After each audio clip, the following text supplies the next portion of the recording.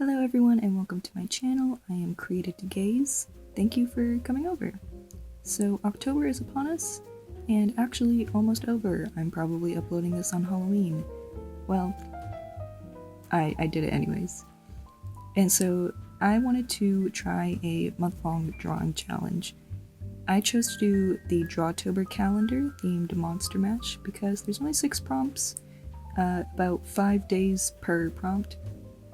And I thought this seems a lot more manageable than a daily drawing challenge if I wanted to make some finished paintings, so that's what I did.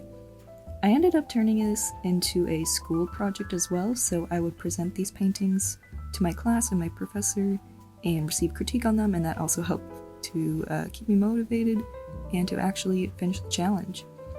So for this video I'm going to explain my thought process through the first 3 paintings, and then I'm going to make a part 2 where I'll explain the final 3 paintings. This video is very long if you haven't noticed. There's going to be a lot of talking. Feel free to watch this video in chunks, I would do the same. So draw with me, do some crochet, I don't know, find something you like to do, and join me. Without further ado, let's get started. So the very first prompt, the very first painting that I made was for vampire. Now for all of these paintings I decided to use my current hyperfixation OC story.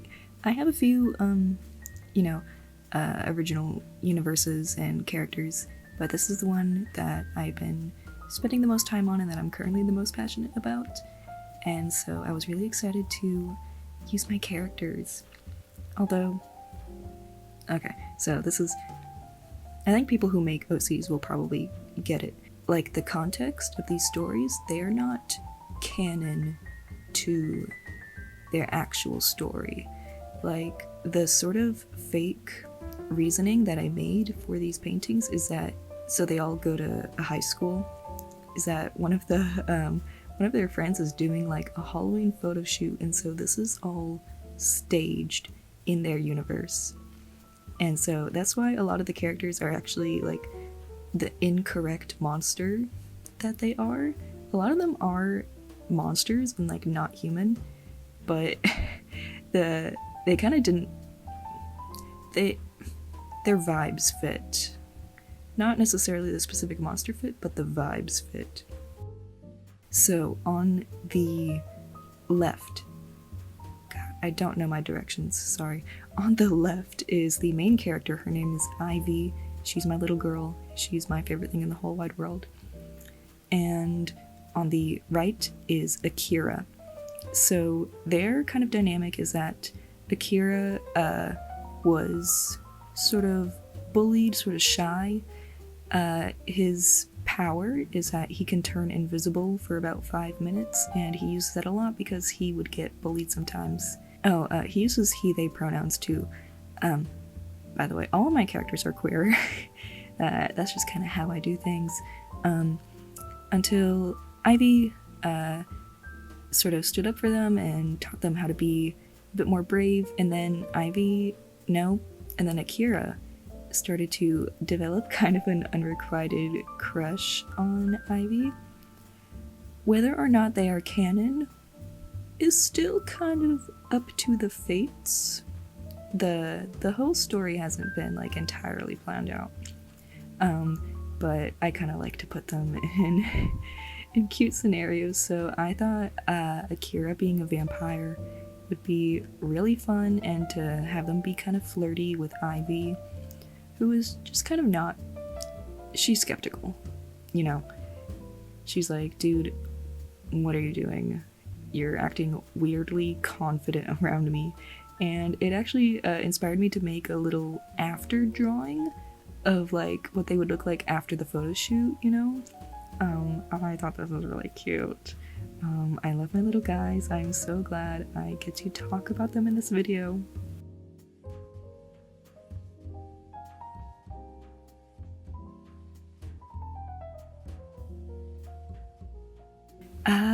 So what am I doing right now? I did line art with a Tombow Fudenosuke pen. These are great. They're just so easy to use, and they give such a nice brush technique without it being, it's a stiff nib, which is really nice, really easy to control. I'm using like Strathmore watercolor paper, I think. Not like the highest quality or anything, but it's just what I had. And right now I'm using India ink. I think it's Dr. P.H. Martin's Bombay India ink. I don't know why there's so many words in that title. But yes, and I am now toning the paper so that everything looks very blue, very moody. Oh look, I showed the ink. Oh, I forgot I did that. That's nice of me. And now the technique I'm doing here is that I'm doing the shadows before I do the coloring. And I thought this would be sort of an easier technique to use for this watercolor painting because, because I'm not very good at watercolor. I used to use it a lot, like in high school, but it has been, I took a break for a few years and then I have never been able to find my groove again, which is really unfortunate, but now I'm kind of forcing myself to because traditional art is fun and I want to know how to use everything. So yeah, instead of something that's been really difficult for me as I try to relearn watercolor is layering. So like, and that's what I would do to create shadows. These are the watercolors I use. They're from Prima Confections. So I thought, you know what, let's make this a little easier for myself. Let's do the shadows on the first layer with India ink. It dries without being able to be reactivated. So I can go over the watercolor and the shadows will stay. They might be kind of muted because the watercolor is more saturated, but we can worry about putting the shadows back on later. So now I am doing my the first layers. I like to color in the skin first to, I don't know, it just kind of feels like you know, the skin is the first layer on your body, and then and then beyond that the hair and the clothes go on top. I don't know. I think that's why I always do the skin first. And yeah, I think I had a good time making this. I don't remember right now, honestly. Maybe I should have kept a journal while I was painting. Also, I am so sorry my camera keeps going in and out of focus. And by camera, I mean my iPhone. Oh, speaking of iPhones, it broke in the middle of making it. So you don't get to see as much of this process as you do the other two paintings in this video, but I tried to include as much as I could.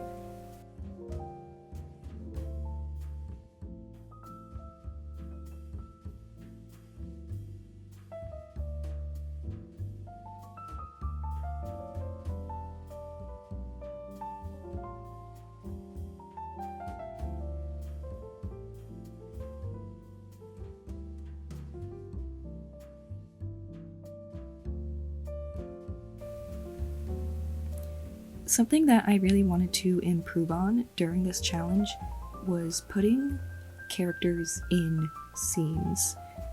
So like putting them in backgrounds, having them interact with the environment, that kind of stuff, because that I just don't do it as much as I should in my personal art. And you know, I'm trying to turn this into a career, and there's just a lot of stuff that I still need to practice before I try to, I don't know, try to make a name for myself. I just need to be better, okay? And that, you know, sometimes that's not something that you want to hear or say about yourself, but like, I need to be better. And I don't think that's impossible, so that's what I'm using this challenge for. I'm just trying to improve. And it wasn't until like the middle of it that I realized, okay, these aren't gonna be perfect. And I'm gonna have to be okay with that. I'm gonna have to make some ugly stuff before I get good at it. there's some things that I wish I would change about this painting that like I feel like I'm not super satisfied with. I think maybe their pose, their interaction is a little stiff.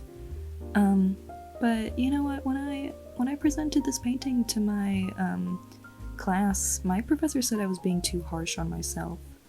And I don't know, maybe I'm not, maybe I am, but I think I just kind of need to let things be imperfect. I feel like I don't know what I'm talking about. I feel like I'm rambling, but I don't know. maybe that'll be helpful advice to some of you guys watching. And so my camera cut out when I was putting on the more saturated layers of color, and you don't get to see me paint the background or add any of the extra stuff. And yeah, I'm sorry about that. But I'm gonna do like a close-up of all the details that I ended up adding after the fact.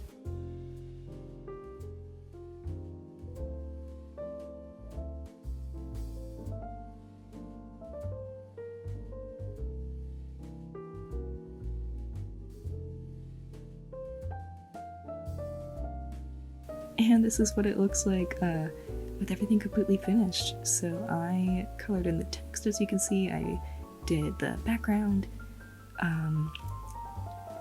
Yeah, I changed the words. It was different from my pencil sketch.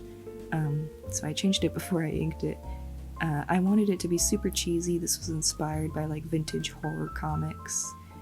And yeah, I think it's really cool how it came out. I love that castle in the background, and I love my babies. I love my characters. I think they're so cute. And now I think we're gonna move on. And before we take a look at our next painting, this video is sponsored by me. I have an Etsy shop where I sell keychains and stickers and sometimes other things like sketchbooks or even commissions. Here are some of the keychains I'm selling. I have some little clown animals, a little frog kitty, a clown puppy cat, if he was a clown. That one capybara. The only reason I drew that is because my brother wanted him as a sticker, and then I was like, okay. I'll get you the sticker and I'll give the world the stickers. And then I also made him into a keychain because I can. And then here are the stickers. I have the clown kitty, the puppy cat clown. I like clowns, actually. I don't know if you could tell. You probably can't, but if you were like inside my mind, you would know I love clowns. That's my original character. His name's George. He's a mushroom in that sticker. And look at this sticker. Look at how fun that is. You could put that on your sketchbook. You could put a sticker of a sketchbook on your sketchbook. And the sketchbook sticker has stickers on it. Isn't that awesome? Don't you want that? I want that. And I have it because I made it. It's mine. And I also have a Fiona and Cake collection because I was absolutely obsessed when it came out last year. So I made stickers of all the main characters. There's Fiona and Cake. There's whatever his name is. I forgot.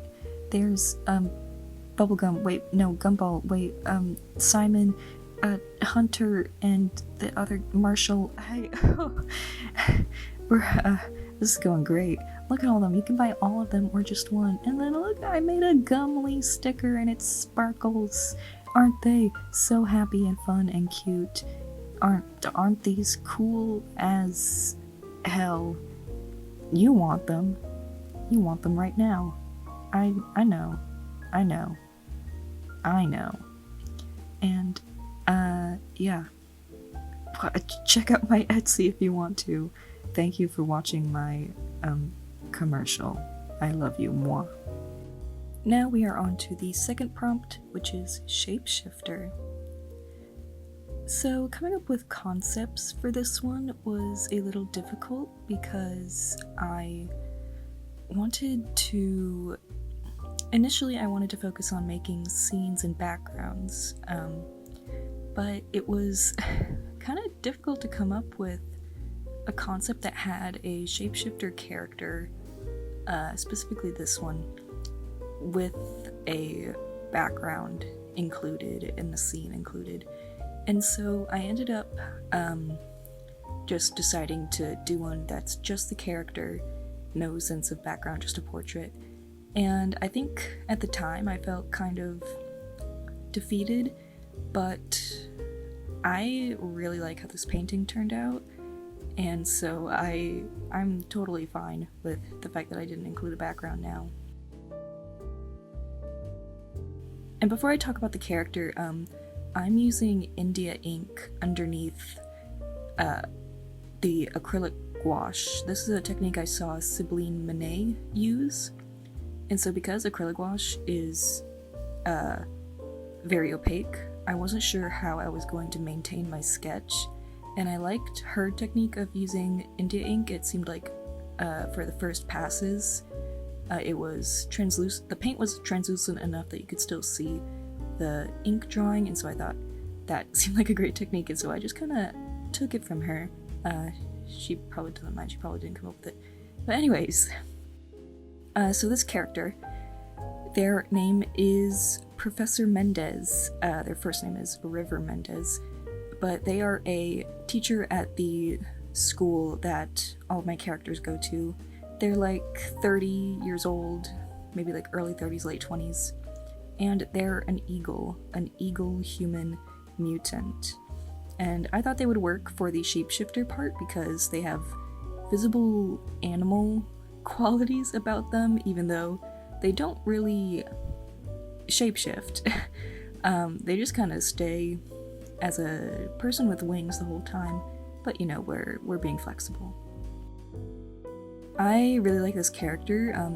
Right now, I don't have like much lore planned out about them, and I haven't really figured out what their greater purpose is going to be for the story, but they're definitely like the cool mentor character. I'm a big fan of cool mentor character.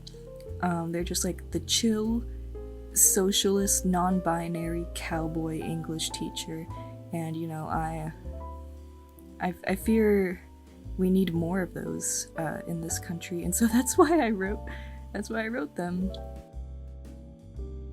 And so I'm using, like I mentioned, acrylic gouache. I only got these this summer, so I have very little practice. I've done some small paintings with them, but I haven't tried it for like something that I knew wasn't practice. And you know, it's kind of strange. I would say that last year I started using a lot of acrylic, just normal acrylic paint, and I was having a lot of fun with that. And so I kind of decided to take the leap and try acrylic gouache. And it's weird in how they're different, but similar. Maybe that's kind of stupid to say, but you know, if I was talking to someone who didn't know what acrylic gouache was, I would say that it's like acrylics, but it works with water a lot better. It dissolves with water like it's supposed to. Like it was meant for that, and it was. Acrylic, like, you can always mix it with water to get like a more translucent layer, but it doesn't look as nice. It can kind of do weird stuff to the paint. But with acrylic gouache, it's like, oh, that's what it was meant to do. And unlike regular gouache, acrylic gouache cannot be reactivated with water. So if you like rub it with a wet paintbrush, it won't really move. I had a lot of fun using it. I thought the blending was a lot of fun.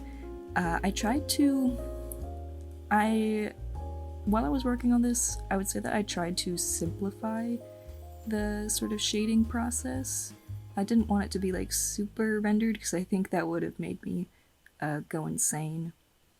So I tried to just make like one shadow shape and then like a transition shade, that kind of stuff. I'm trying to sound like I know what I'm talking about, but honestly I think I'm kind of losing it right now.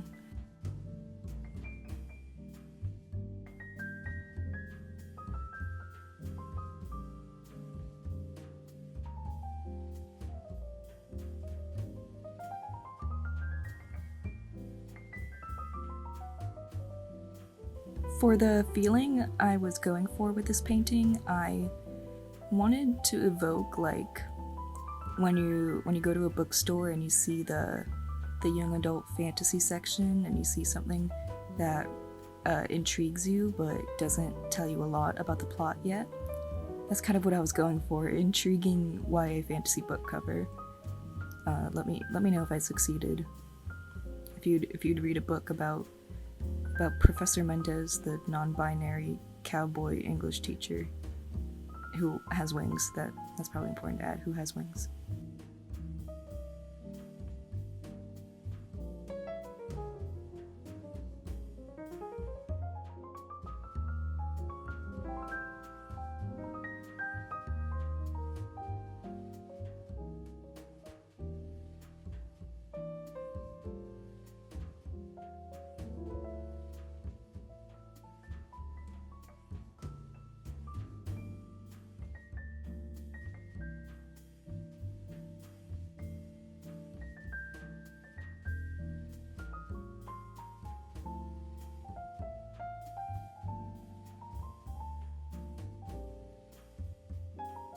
Something that I wanted to include was their top surgery scar. Kind of as like a cheeky little double meaning to shapeshifter, because it's like the monstrous fantasy kind of shapeshifter, but also like when you think about it, isn't transitioning kind of like shapeshifting? Isn't transitioning kind of monstrous? Bro, I absolutely eat up metaphors for being trans mixed with being like something other than human. I think that's cool as shit. I eat it up every single time. Now I'm painting the wings, which was so much fun. I love just watching the footage. I think I don't know, watching me paint the wings, it looks like I knew what I was doing, and I kind of questioned how much I knew. But I am like so proud of how these wings came out. I was being a good boy. I was looking at references, you know, making sure that they didn't look completely dumb and inaccurate. And I just think it's really cool. I feel more confident now drawing this character now that I know a little bit more about how eagle wings work.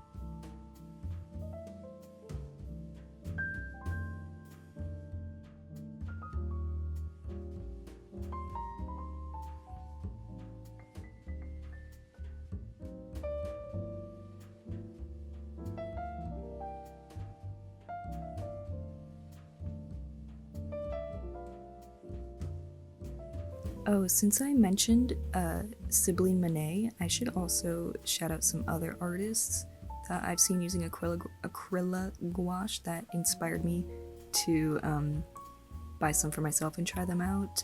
There's I'm a Wonder, who makes like such beautiful, colorful portraits, and the way that she blends the gouache is something that I'm really trying to encapsulate, or something that I want to learn more techniques from her, because I think she does it really good.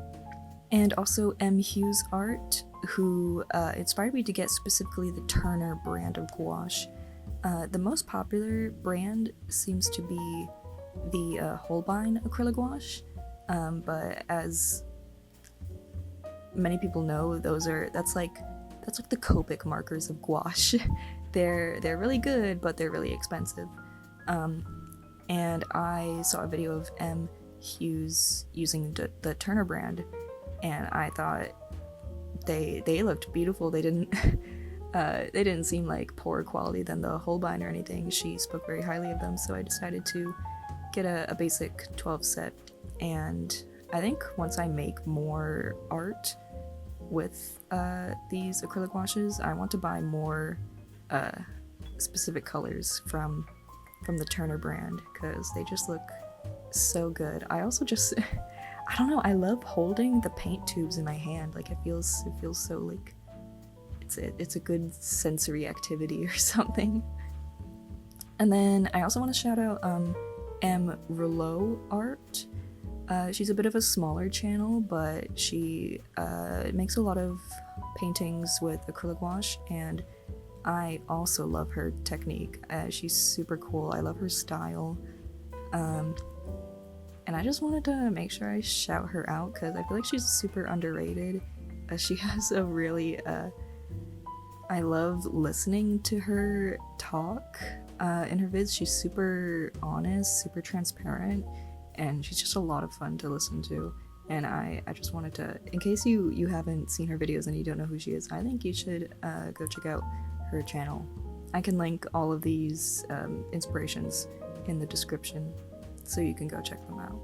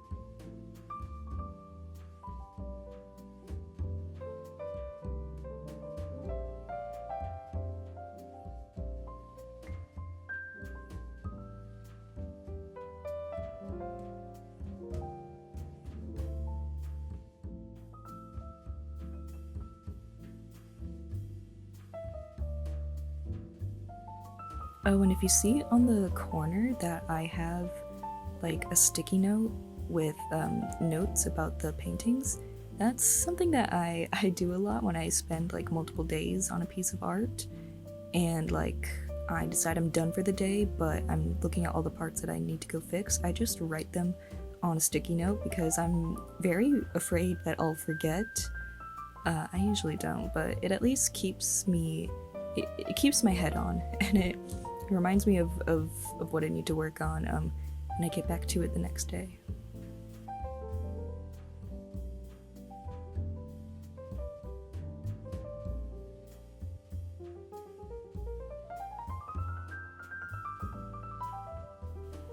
And so I'm doing just a little bit of cleanup now after I've taken off the paint. But once again, I did end up doing some more work off camera just to make sure it was exactly how I wanted. I added a bit more yellow light to try and make it seem like it was kind of golden hour lighting. I don't think like golden hour lighting is necessarily what it's portraying, but I do think it added a cool effect and just some extra color contrast.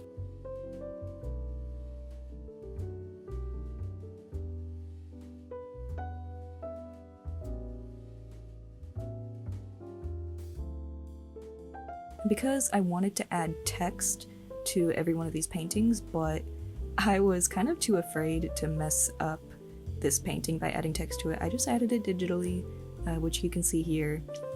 I just chose a font and stuck it on the bottom, and I think it looks really cool. I love how this painting turned out. It's probably one of my favorites for the whole month. I'm super proud of myself. And we're now on to the final drawing of this video. This one is Witch, and I actually get to show you the sketching process because I decided to do it all digitally I think because I was just having problems with like the perspective, and I wanted to make sure I got like the character's poses right, and I didn't want to draw it on the final Bristol board, without really knowing what I was doing. So I ended up printing this out and then putting my Bristol board on top of it and holding it up to a sunny window and tracing over it, because for some reason my college doesn't have a light box for tracing. It seems like that could be something that's pretty useful considering there are a lot of art majors at this school, but whatever. So on the left, this is my character Zamina. So she's not a witch, but she does have an interest in a lot of spiritual stuff like card reading and palm reading. It's something that runs in her family. She does not have psychic powers, but she does have the power of hypnosis. But she refuses to use it because she doesn't like to manipulate people. That forwardly, that is. And then across from her is Cecil. He also has supernatural powers. He can bring back ghosts. And I'll interrupt the story to show you. I will be using these colored pencils. The brand is called Castle Art. I just got these off Amazon. They're not really like a famous brand or anything. They just kind of seemed good enough and cheap enough when I bought them a few years ago, and I think they're fine. I don't do a lot of just colored pencil illustrations, but I think they're pretty good for just colored pencils. And I'm using colored pencils for line art so that it can look a bit softer instead of using like a black ink pen. And so back to the characters and their interaction. Cecil does not like Zamina very much. He kind of gets annoyed by her. He doesn't believe... Well, it's not that he doesn't believe in psychic stuff, because he has supernatural powers. Like, you can't just not believe in something that clearly exists. But he doesn't like when people use psychic powers to try to tell people about themselves. He doesn't like card reading or palm reading sort of as a job, you see. And Zamina loves to help people. That's what she always tries to do, and so I thought this would be a really cute idea to show him trying to just have a peaceful meal, but she just really badly wants to tell him his fortune. And I decided to put them in a restaurant because Zamina, and I don't even remember why I came up with this, but why or how I came up with this, but Zamina's family owns a Chinese restaurant, and even though they're Latino, I was just like, you know what, I think they should have a Chinese restaurant. And then like I devised this whole backstory with like, oh, they have a family friend who's Chinese and she owned the restaurant, and then she died, and I was like, why? But I don't know. I think it's kind of fun, whatever. And I had such a good time. I was looking up Chinese Latin fusion cuisine, and I was just looking at a bunch of pictures of food for a really long time. And I drew like some sort of enchilada with rice. Oh, and I ended up fixing this hand, or changing the hand from the original sketch, which was him using a fork. And I thought maybe I could get away with like, oh, Cecil's definitely the kind of guy that uses a fork instead of chopsticks. But you know what? I think Cecil's kind of lame sometimes, but I think he's cool enough to know how to use chopsticks.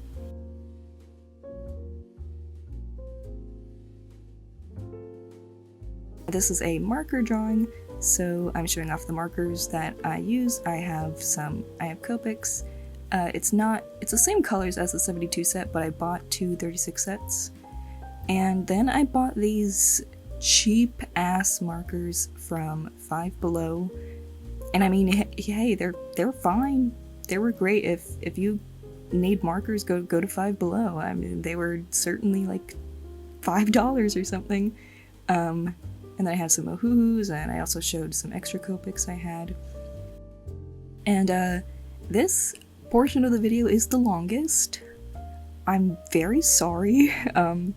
there's just a lot of steps, and I tried to cut down as much as I can. Like, I decided to really focus on the lining and the coloring of just the characters, but editing is hard, and I don't know, I did a lot, apparently. So I hope you like marker drawing. And this part, oh my god, this is so sad. I'm such a terrible parent. Cecil's left arm is a skeleton, it's bone. And I forgot that when drawing him. I drew him with a full, fleshy, muscled hand. Oh my god, I'm such a terrible mother. I'm sorry, Cecil.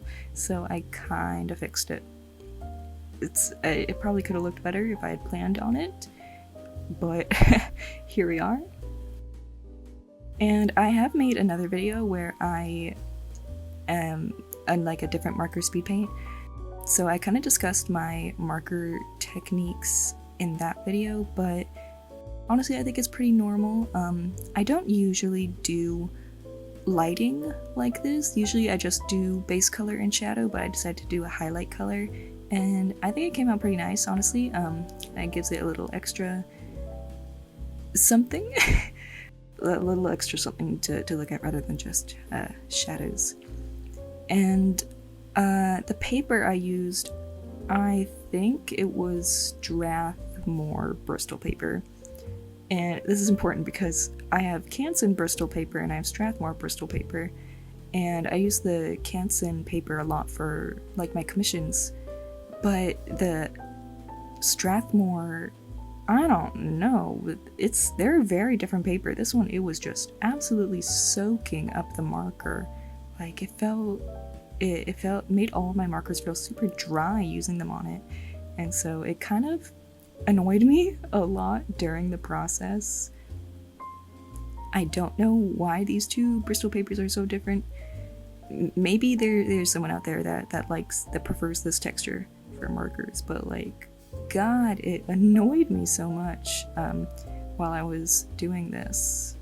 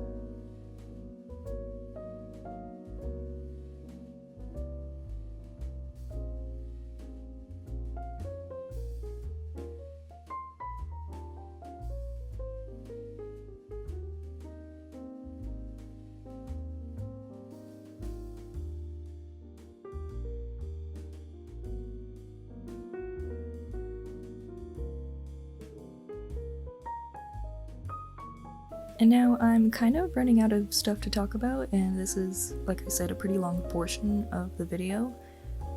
So I think I want to talk a bit about kind of more why I did this challenge. It wasn't just like, oh, this is something other people do. Yeah, it's fun. October drawing challenge, yeah, everybody does it.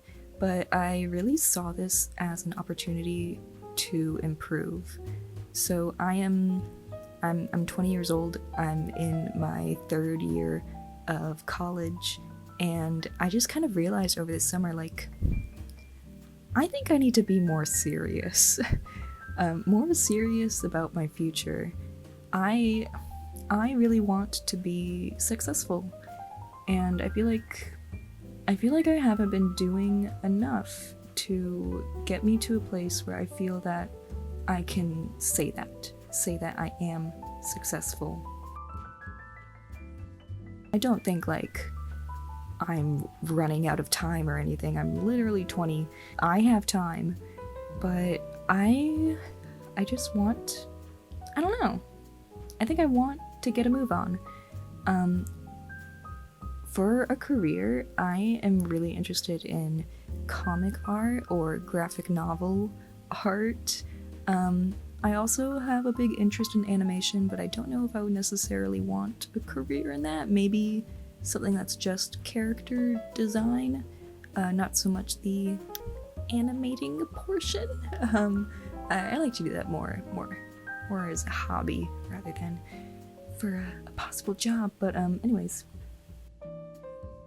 I think I kind of mentioned this a bit earlier in the video, but for this career path, I think there's just a lot that I don't know about, or that I'm not skilled enough to sort of beat out the competition or to stand out amongst the competition. So I wanted to use this opportunity to really work on some of those skills and to just try and be a better artist, but also a more creative one. I think there's a lot of technical stuff you can work on, like getting better at drawing things that are more realistic and making things that work towards realism.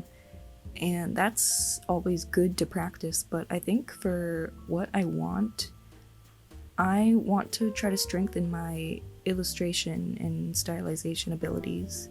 And I thought this would be a good opportunity to really try and work on that.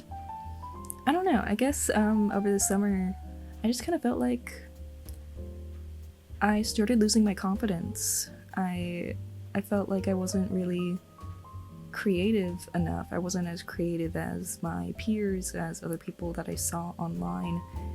And I started to worry that, like, if I never get better, will I never achieve my dreams? Will I always be sad? Unsatisfied? Insert Marina and the Diamonds, insert Hamilton. Oh my god, that was so 2016 coded. I'm so sorry.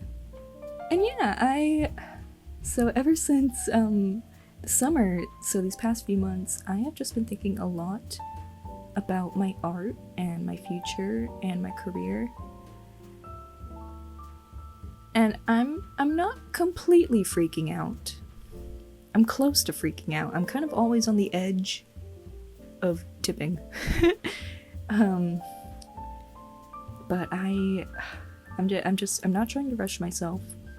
I'm trying to move at a good and normal pace. I don't want to allow myself to fall back anymore. I don't want to allow myself to stop caring. I think I care a lot, and I think that's a good thing, and I want to make sure that I always kind of keep that motivation. And I think I'll know if I'm working myself too hard or not enough. And I suppose what I'm saying is that for the past few years, I don't feel like I've been working enough, and I want to really try. And of course, I feel like this goes without saying, but this is just like my opinion on my own art. I'm not trying to pressure anyone else who might be watching this, who might be feeling similarly. I'm just saying this is how I feel about what I want for my future. But I don't know, maybe some of you guys out there could also benefit from hearing another person's experience. Not necessarily one who's already in the industry, but like someone who wants to be in the industry. I'm trying a bunch of stuff. I am constantly looking at like LinkedIn and Indeed and looking for an internship opportunity. I think it'll be really fun and exciting to work at a book publishing position, so that my main thing is illustrating and drawing, but I also really like writing. I have stories, I have characters, as you can tell, so I like to write stories about them too. And I think it would be so much fun to learn about, obviously, comic books and graphic novels like I mentioned before, but also making book covers. I think that would be a lot of fun, and I don't know, so I'm looking at a lot of job and internship opportunities over there. I don't know how good my chances are at getting one of those positions, but you know, that's kind of why I am sort of stepping up my game and trying to make more art so that I could possibly get one of these positions. And yeah, I feel a lot of anxiety inside me, but also a lot of hope. And it's like the anxiety part really scares the shit out of me, but the hope feels so good. It just feels really nice when you think positively about something. And I don't know, maybe that's a really stupid and obvious thing to say, but like sometimes being pessimistic just kind of doesn't feel good. And I prefer to feel good. Because sometimes I'm just optimistic. Because I can be.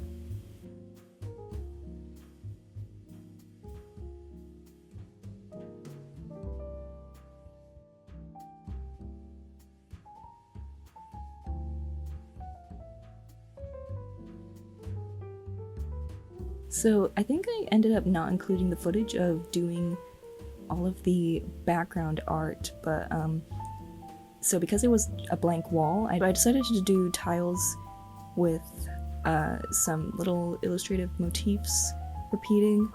It's kind of busy, but I also think it looks kind of cool. And I remember when I was going through this drawing, I was so excited to finally do this thing I like to do where I kind of go back over the line art with a colored pencil that's closer to the base color. I think it blends the colors better together, and it makes it again look really soft and just adds more color, and I really like color.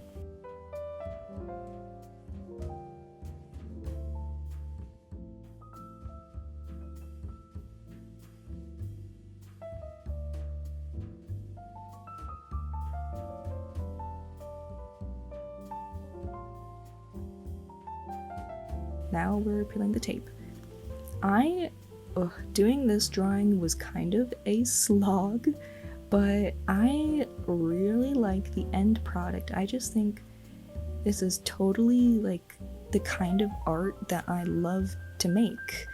Like it's fun, it's colorful, the characters have goofy faces, and they're super cute together, and it just makes me happy. I love this drawing. I don't ever want to do it again, but I'm glad that I made it.